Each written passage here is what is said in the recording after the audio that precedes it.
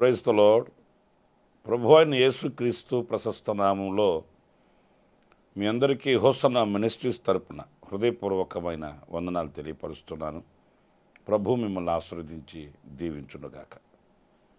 ప్రియులారా, పరిశుద్ధ గ్రంథంలో నుంచి ఈ రోజున ఒక చక్కటి మాట 119 కీర్తన 151వ వాక్యాన్ని నేను చదువుతున్నాను. జాగ్రత్తగా వినండి. యెహోవా, నీవు సమీపముగా ఉన్నావు. చూడండి, ఈ వాక్య భాగంలో మనం గమనించవలసింది, మన దేవుడు మనకు సమీపముగా ఉండే దేవుడు అనేది మనం గ్రహిస్తాం. చూడండి, మనుషులు లోకంలో ఉన్నటువంటి ఆధారాలు, మన మీద కురిపించే ఆప్యాయతలు, అనురాగాలు, అనుబంధాలు ఇవన్నీ కొన్ని సందర్భాలలో మనకు దూరమైపోతూ ఉంటాయి. పరిస్థితులను బట్టి వీటిని మనం గమనించగలుగుతాము. కానీ మన ప్రభువు అలా కాదు. ఆయన మనకు నిత్యము ఆయన సమీపముగా ఉండే దేవుడు అనే విషయాన్ని ఇక్కడ మనం గమనించగలుగుతాము. వాస్తవంగా ఆయన పరిశుద్ధుడైన దేవుడు, సృష్టికర్త అయిన వాడు, మహామహిమలో నివసించే గొప్ప దేవుడు. కానీ ఆయన మన కొరకై ఈ లోకానికి దిగి వచ్చాడు. మన కొరకై శిలువ శ్రమలను అనుభవించాడు. ఆయన మన కొరకై దెబ్బలు తిన్నాడు. మన కొరకై క్రయధనమును చెల్లించాడు. మనకు విమోచనను అనుగ్రహించి అదృశ్య దేవునిగా, ఆత్మస్వరూపిగా ఆయన మనకు సమీపముగా ఉన్న దేవుడు అనేది మనం ఎప్పుడు మర్చిపోకూడదండి. కొన్ని సందర్భాల్లో మనం వాళ్ళు లేరు, వీళ్ళు లేరు, నన్ను ఎవరు ఆదరించు వాళ్ళు లేరు, పట్టించుకునే వాళ్ళు లేరు, లేకపోతే మాట సహాయం చేసేవాళ్ళు లేరు, ఇలాగని మనం కృంగిపోతుంటాము. కానీ ఇప్పుడు ఎవరున్నా ఎవరు లేకపోయినా నా ప్రభు నాకు సమీపముగా ఉన్నాడు. ఎంత సమీపముగా? నేను పిలిస్తే పలుకుతాడు. ఆయన నన్ను చూస్తాడు, నా యొద్దకు వస్తాడు, నాకు సహాయం చేస్తాడని మనం ఇప్పుడు ధైర్యాన్ని పొందుకోలేము. మనకున్న అవివేకం అని చెప్పుకోవాలి. అందుచేత నా ప్రియ సహోదరులారా, ఎలాంటి పరిస్థితులలోనైనా ఆయన మనకు సమీపముగా ఉండే దేవుడు. ఆయన మన ప్రార్థన ఆలకించువాడు. ఆయన మన మొర ఆలకించువాడు. మన కన్నీళ్లు తుడుచువాడు. మనం పలకరిస్తే నిలిచే దేవుడని మనం మర్చిపోకూడదండి. అయితే ఎవరికి ఆయన సమీపముగా ఉంటాడు అనేది కూడా ఒక ప్రశ్న. ఎందుకంటే మనం ఇష్టానుసారంగా మనం ప్రవర్తిస్తూ బ్రతుకుతూ ఆయన సమీపముగానే ఉన్నాడు అని అనుకోవడం కూడా భ్రమే. ఎవరికి సమీపముగా ఉంటాడు అని పరిశుద్ధ గ్రంథంలో మనం గమనించినప్పుడు ఒక 2-3 విషయాలు మనం తెలుసుకోవాలి. మొదటిది, మనం 34వ కీర్తన 18వ చరణంలోని మాటలు నేను చదివి వినిపిస్తాను. విరిగిన హృదయము గల వారికి యెహోవా ఆసన్నుడు, నలిగిన హృదయము గల వారిని ఆయన రక్షించును. ఈ వాక్యం ఏమని చెప్తుంది? విరిగిన హృదయము గల వారికి ఆయన ఆసన్నుడు, సమీపముగా ఉంటాడంట. ప్రియమైన దేవుని బిడ్డలారా, మన హృదయము విరిగినదిగా అంటే ఒక మంచి పశ్చాత్తాపముతో కూడినది. మన హృదయము నిర్మలమైనదిగా ఉండేటట్లు మనం చూసుకోవాలి. హృదయము దేవునికి ఒక ఆలయము అన్నప్పుడు, హృదయము ఆయనకి ఒక పవిత్రమైన స్థలము అన్నప్పుడు, ఆ పవిత్రమైన ఒక ఆలయముగా ఉన్న ఈ హృదయాన్ని మనం కల్ముషం చేసుకోకూడదు. రెండవది, ఏదైనా తెలుసో తెలియకో మన హృదయంలో ఏదైనా ఆయనకి ఆయాసకరమైనది ఉన్న ఎడల దానిని తీసివేసుకొని ఒక మంచి పశ్చాత్తాపముతో కూడిన హృదయం మనకు కావాలండి. ఈ విషయంలో నేను యేసుక్రీస్తు చెప్పిన ఉపమానంలో ఉన్న ఒక చక్కటి విషయాన్ని జ్ఞాపకం చేస్తాను. 2 కుమారులలో ఒక కుమారుడు తప్పిపోయాడు. ఆ తప్పిపోయిన కుమారుని కొరకై తండ్రి ఎదురుచూపులు చూస్తున్నాడు. మనకు బాగా తెలిసిన ఈ చరిత్రలో మనం గమనించవలసింది, కుమారుడు అన్ని పోగొట్టుకున్నాడు, రిక్తుడైపోయాడు. ఒకప్పుడు తన దగ్గర ఉన్నవి ఏవి కూడా అతని దగ్గర ఇప్పుడు లేవు. స్నేహితులు లేరు, ధనము లేదు, ఆరోగ్యము లేదు, అందము లేదు, శుభ్రత లేదు, పరిశుభ్రత లేదు, పరిశుద్ధత లేదు, అన్నీ పోగొట్టుకున్నాడు. అయినప్పటికీ కూడా ఆ కుమారుడు వస్తున్నాడని తెలియగానే తండ్రి పరిగెత్తుకుంటూ వెళ్ళి ఆ కుమారుణ్ణి హత్తుకొని మెడ మీద పడి ముద్దు పెట్టుకున్నట్లు వాక్యం చెప్తుంది. మన వాక్యం చదువుతాము. మరి ఆ తండ్రికి ఆ కుమారుని మీద ఏంటి అంత గాఢమైన ప్రేమ? నాకు అర్థమైంది, నేను మీతో చెప్పగలను. ఆ కుమారునిలో కలిగిన పశ్చాత్తాపాన్ని తండ్రి గుర్తించి ఉంటాడు. ఆ కుమారునిలో కలిగిన పశ్చాత్తాపం, తండ్రి దగ్గరికి వెళ్ళిపోదాము. అయినా నేను తండ్రిని ఏమి ఆశించి అడగగలను? అతని పనివానిలో ఒకనిగా నేనుంటే సరిపోతుంది. ఎందుకంటే నేను పాపం చేశాను. నేను పరలోక రాజ్యమునకును నా తండ్రికి నేను పాపం చేసిన వ్యక్తిని. తండ్రి మాటను కాదనుకుని వచ్చాను. పిల్లరా, ఆ లోతైన పశ్చాత్తాపం, ఆ విరిగి నలిగిన హృదయము తండ్రికి సమీపస్తునిగా చేసింది. తండ్రి కూడా కుమారునికి సమీపస్తుడయ్యాడు. మెడ మీద పడి ముద్దు పెట్టుకొని అతనికి మరలా ఘనతనిచ్చాడు, గౌరవం ఇచ్చాడు, అతన్ని చేర్చుకున్నాడు, సహవాసం ఇచ్చాడు, తన ఇంట్లో స్థానం ఇచ్చాడు, అతన్ని కుమారునిగా అంగీకరించాడు. విరిగి నలిగిన హృదయం మనకు కావాలండి. కొన్ని సందర్భాల్లో మనం కొన్ని అవిధేయతలను ఒప్పుకోవడానికి సిగ్గుపడతాము. కొన్ని బలహీనతల్ని అంగీకరించి ప్రభు పాదాలు పట్టుకోవడానికి సమ్మతించలేము. ఏమవుతుంది? ఇది ఒక పాపమేనా? అందరు ఇలాగే బ్రతుకుతున్నారా? అందరు ఇంత నిష్ఠగా ఉంటున్నారా? ఇలాంటి ఎన్నో సాకులు చెప్పి ముందుకు వెళ్ళిపోతుంటాం. ఎవరి హృదయం అయితే విరిగి నలిగిన హృదయముగా ప్రతిదానికి ప్రభు పాద సన్నిధిలో వేడుకొని నిర్మలమైన మనసాక్షి కలిగి ఉంటారో వారికి ఎప్పుడు ఆయన సమీపంగానే ఉంటాడు అనేది ఈ వాక్యం చెప్తున్న సత్యం. కనుక మన బ్రతుకులో ఏది మనకు తెలిసినా వాటి విషయమై మనం విరిగి నలిగిన హృదయంతో, అహంకారంతో కాదు, ఏదో ఆనవాయితీగా కాదు, ఆచారంగా కాదు, చేశాను పొరపాటు అయిపోయింది క్షమించండి అని కాదు. కొంతమంది అలాగే చేస్తారు.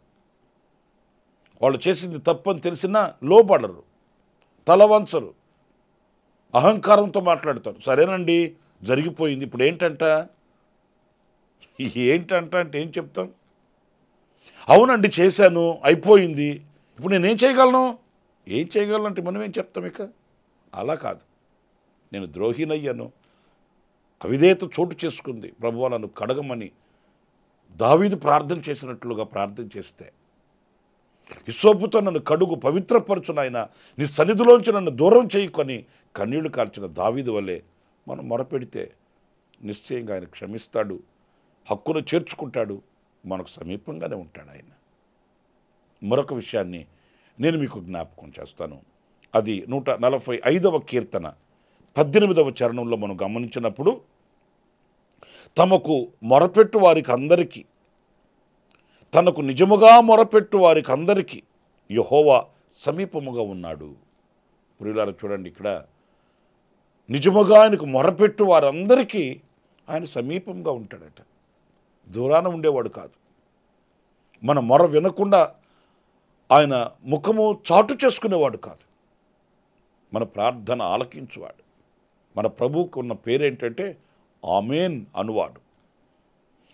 ప్రభువే చెప్పాడు, మీరు నాకు మొరపెట్టండి, నేను మీకు ఉత్తరం ఇస్తానని ఆయనే చెప్పాడు. మీరు అడగండి, ఇస్తాను అని ఆయనే చెప్పాడు. గనుక మనం నిజముగా మొరపెట్టినప్పుడు, నిజముగా అంటే అర్థం ఏంటి? అబద్ధంగా కూడా ఉంటాయా? అలాని కాదు. నిజముగా అనంటే హృదయపూర్వకంగా మనం ప్రార్థన చేయడం ఆచారంగా కాదు, హృదయపూర్వకంగా. మీకు వ్యత్యాసం చెప్తాను చూడండి. మన ఇంట్లో ఏదైనా ఒక అక్కర ఉన్నప్పుడు హృదయపూర్వకంగా ప్రార్థన చేస్తాం. అదే మన దేశంలో ఒక అక్కర ఉంది, ఉదాహరణకు చెప్పాలంటే కొన్ని వార్తలు వింటుంటే హృదయం చెలించిపోతుంటుంది. ఈ యుద్ధ వాతావరణాలు కమ్ముకున్నప్పుడు ఇదిగో ఈ యుద్ధ వాతావరణాలు తొలగిపోవాలి, దేశ శాంతి కావాలి, ప్రపంచ శాంతి మనం కోరుకోవాలి, ప్రార్థించండి అన్నామనుకోండి, మన కుటుంబంలో ఉన్న అక్కర్ల కొరకు ప్రార్థన చేసినట్లు ప్రపంచ శాంతి కొరకు మనం చేయగలమా? ఏదో 2-3 మాటలు, ప్రభువా మీరు కాపాడండి, మా రాష్ట్రాన్ని, మా దేశాన్ని, మా ప్రజల్ని మీరు ఉద్ధరించండి, సమాధానాన్ని ఇవ్వండి నాయన, అంతే. అంతేగాని హృదయపు లోతులలో నుంచి నిజముగా అంటే యథార్థంగా ఒక పట్టుదలతో మనం చేస్తామా ప్రార్థన అండి? చేయలేము. ఎలాంటి వారికి ఆయన సమీపంగా ఉంటాడంటే, ఇదిగో ఈ యథార్థంగా నిజముగా ఆయన సన్నిధిలో ఎవరైతే మొరపెడతారో, ఎవరైతే వినయ విధేయతలతో హృదయపు లోతుల నుంచి ఆయనతో సంభాషించగలుగుతారో, పెదవులతో మాట్లాడడం కాదు, పెదవులతో ప్రార్థన చేయడం కాదు, హృదయ అంతర్భాగములో నుంచి ఒక వినయముతో కూడిన ప్రార్థన మన గుండెల్లో నుంచి రావాలి. నేను మీకు మరలా కొత్తగా చెప్పాల్సిన అవసరం లేదు. కొన్ని సందర్భాల్లో మనం ప్రార్థన చేసేటప్పుడు కొన్ని మనకు బాగా చిక్కు సమస్యలుగా ఉన్నప్పుడు మనం చాలా లోతుగా ప్రార్థన చేస్తాము, కన్నీళ్లతో ప్రార్థన చేస్తాము, పరిశుద్ధాత్మతో ప్రార్థన చేస్తాము, ఆయన మీద పూర్ణంగా ఆధారపడిపోయి ప్రార్థన చేస్తాము. మనం చేసే ప్రార్థన అలాగే ఉండాలి. ఆచారబద్ధంగా ఎవరో చూస్తున్నారు అన్నట్లుగా, లేకపోతే ఎవరి కొరకో చేయాలి అన్నట్లుగా కాకుండా, ఎవరైతే నిజముగా నా ప్రార్థన నా దేవుడు వింటున్నాడు, నాకు ఆయన ప్రత్యుత్తరం ఇస్తాడు, నాకు ఆయన ప్రతిఫలం ఇస్తాడు, నాకు ఆయన జవాబిస్తాడు, ఆయన నా కొరకే దిగి వస్తాడు, నా కొరకే కార్యాలు చేస్తాడు, సఫలం చేస్తాడన్న ఆ మంచి విశ్వాసంతో ఎవరైతే ప్రార్థన చేయగలుగుతారో, అలాంటి ప్రార్థన చేసేవారికి ఆయన సమీపంగానే ఉంటాడు. నా ప్రియమైన సహోదరులారా, మన ప్రభువుకు అసాధ్యమైనది ఏమీ కూడా లేదండి. ప్రార్థన వలన మనం సమస్తమును పొందుకోవచ్చు. అందుకే గొప్ప దైవజనులు పలికిన మాట, ప్రార్థన అనేది పరలోకపు నిధికి తాళపు చెవట. చాలా శ్రేష్టమైన గొప్ప మాట అండి. పరలోకపు నిధికి ఈ ప్రార్థన తాళపు చెవి. ఈ తాళపు చెవి మన దగ్గరుంటే ఆ ధననిధిని మనం తెరవవచ్చు, ఆ ధననిధిలో నుంచి సమస్తం మనం పొందుకోవచ్చు. ఇలాంటి నిజముగా మొరపెట్టే అనుభవము, యథార్థంగా ప్రార్థించే అనుభవము మనకు ఉండాలండి. మీకు ఒక చిన్న మాట చెప్పనా? యథార్థంగా ప్రార్థించేసే అనుభవం అంటే, కొన్ని విషయాల్లో మనం ప్రార్థన చేస్తూ ఉంటాము, అది జరగలేదు అనుకోండి, ఆఖరిలో ఏమంటామో తెలుసండి, అది జరగదని నాకు తెలుసండి. మరి తెలిసినప్పుడు ఎందుకు చేసాం? ఇదే యథార్థత లేని ప్రార్థన. 2-3 రోజుల నుంచి కనిపెట్టి ప్రార్థన చేస్తాం, 2-3 సంవత్సరాల నుంచి కనిపెట్టి ప్రార్థన చేస్తాం. కానీ ఆఖరిలో మనం అనే మాట ఏంటంటే, నిజమేలేండి అది జరగదు అంటామండి. మరి జరగదు అన్నప్పుడు ఎందుకు చేసినట్టు? యథార్థత లేని ప్రార్థన కదది, నిజము లేని ప్రార్థన కాదది. అలా కాదు, పూర్ణ నిశ్చయం కావాలి. మనం చేసే ప్రార్థనలో ఆ యథార్థత కనిపించాలి. అప్పుడు అలాంటి వారికి ఆయన ఏ మేలు చేయకపోడు, ఆయన సమీపంగా ఉంటాడు. సమీపంగా ఉన్న దేవుడు అద్భుతాలు చేస్తాడు, మహత్కార్యాలు చేస్తాడు. పగలు మేఘస్తంభములో, అగ్ని స్తంభములో రాత్రివేళ ఇశ్రాయేలుకు సమీపంగా ఉన్నాడు ఆయన, అద్భుతాలు చేశాడు. గనుక ఇలాంటి అనుభవాన్ని మనం కలిగి ఉండాలని సత్యవాక్యం సెలవిస్తుంది. ఆఖరిగా మరొక మాట కూడా నేను మీకు జ్ఞాపకం చేస్తాను.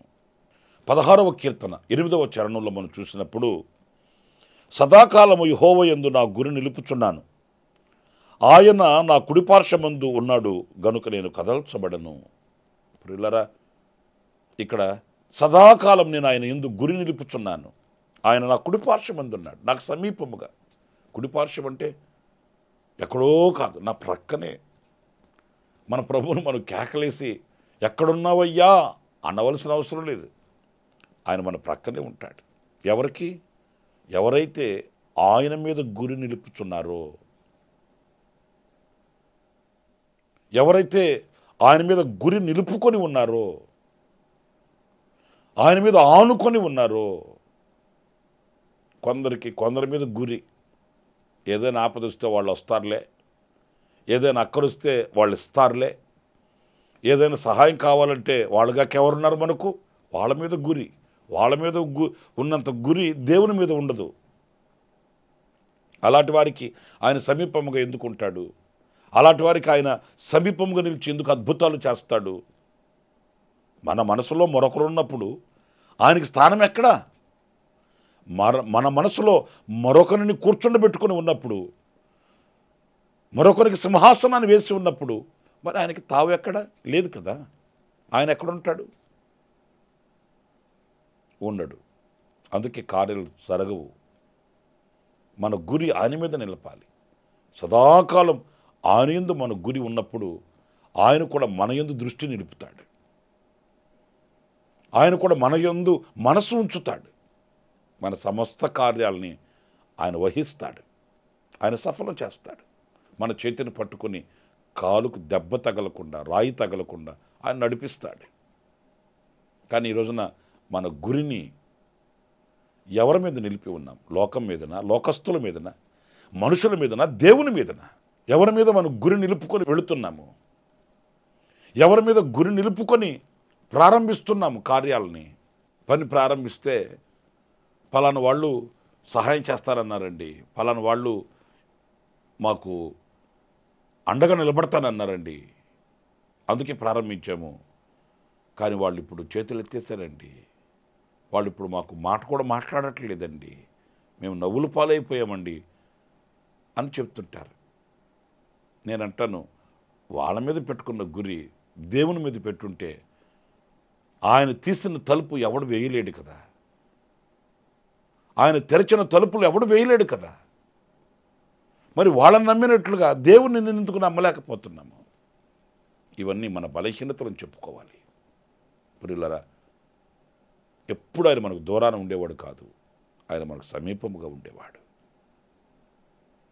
ఆయన మనకు సమీపముగా ఉండాలి అని అనుకుంటే సదాకాలం ఆయన వైపు మన గురి నిలపాలి. రెండవది, మనం నిజముగా యథార్థంగా ప్రార్థన చేసేడు వారమై ఉండాలి. అలాగే విరిగి నలిగిన హృదయము గల వారమై మనం ఉండాలి. అలాంటి యోగ్యతని, అర్హతని మనలో మనం చూసుకోవాలి. ఆనాడు ఆయన ఎప్పుడు మనకు దూరంగా ఉండేవాడు కాదు అనేది వాక్యం సెలవిస్తున్న సత్యం. ప్రార్థన చేసుకుందామా? ఆశ్చర్యకరుడమైన తండ్రి, జీవాధిపతి అయిన ప్రభువా, మీకు వందనాలు. మహోన్నతుడా, మీరు మాకు దూరాన ఉండే దేవుడవు కాదు, సమీపముగా ఉండి మమ్మల్ని కనుపాప వలె చూసుకునే దేవుడవు. కానీ మీరు సమీపముగా ఉండేటట్లు మేం ప్రవర్తించట్లేదు. మా విధేయతలు, మా బలహీనతలు మాకు తెలుసు. వాక్యపు వెలుగులో మమ్మల్ని సరిచేసుకోవడానికి మీరు ఇచ్చిన తరుణం కొరకానికి స్తోత్రం.